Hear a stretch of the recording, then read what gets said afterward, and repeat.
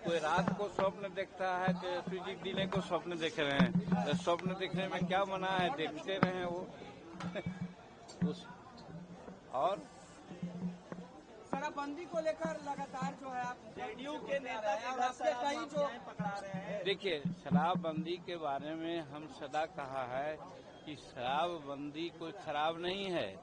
हम लोग सब मिलकर के शराबबंदी का प्रस्ताव बिहार में लिया था, तो हम उसको खराब कैसे कहेंगे। लेकिन उसके क्रियान्विति में, एग्जीक्यूशन में गड़बड़ी हो रही है, और वो गड़बड़ी हो रही है कि गरीब तबके के लोग अगर पाव भर भी कहीं सेवन कर लिया तो ब्रेथ एनालाइजर लगाया जाता है, जेल भेजा जाता है।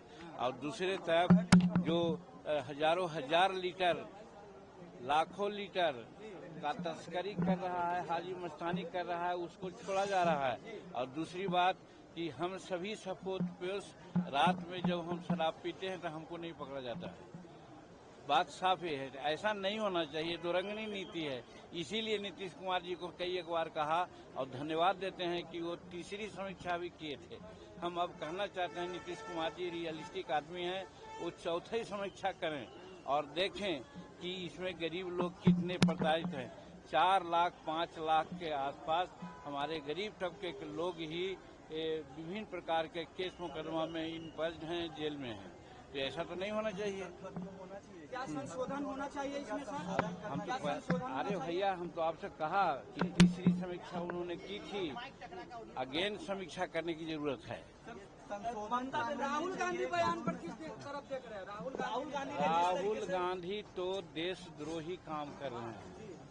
हम घर के भेदिया लंका डाही की बात यहाँ पर आती है, तो हमारे घर में बहुत तरह की बातें हो सकती है। अच्छी बातों को कहना चाहिए जा करके। अगर कहीं कोई गड़बड़ बात है, जबकि गड़बड़ी नहीं है, नरेंद्र मोदी जी के नेतृत्व में यहाँ जो भी चल रहा है बहुत ठीक चल रहा है। आर्थिक दृष्टिकोण से हम संसार का तीसरी शक्ति बन रहे हैं। 2047 में हम प्रथम शक्ति बनेंगे और विश्व नेता के रूप में उभर रहे हैं। यूक्रेन और रूस के ये में विश्व शांति दूत के रूप में हमारे नरेंद्र मोदी जी काम कर रहे हैं। ये सब बात की चर्चा उनको करना चाहिए, तो वो करते हैं। दूसरी तरह की बात, मेरा कहने का मतलब है कि देश के खिलाफ बाहर जाकर के कहना बहुत अनर्थ है, देशद्रोही कार्यक्रम है, उन पर कार्रवाई होनी चाहिए।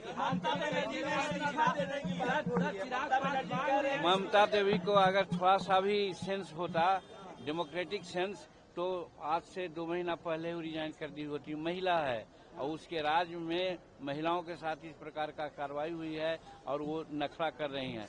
क्योंकि लॉ एंड ऑर्डर राज्य का मुद्दा होता है और इस परिस्थिति में वो संभाल नहीं सकी और अब दूसरे प्रकार के नाटक कर रही है बचने के लिए। कहने का मतलब सत्ता का लोलुप है, उसको इस्तीफा दे देना चाहिए।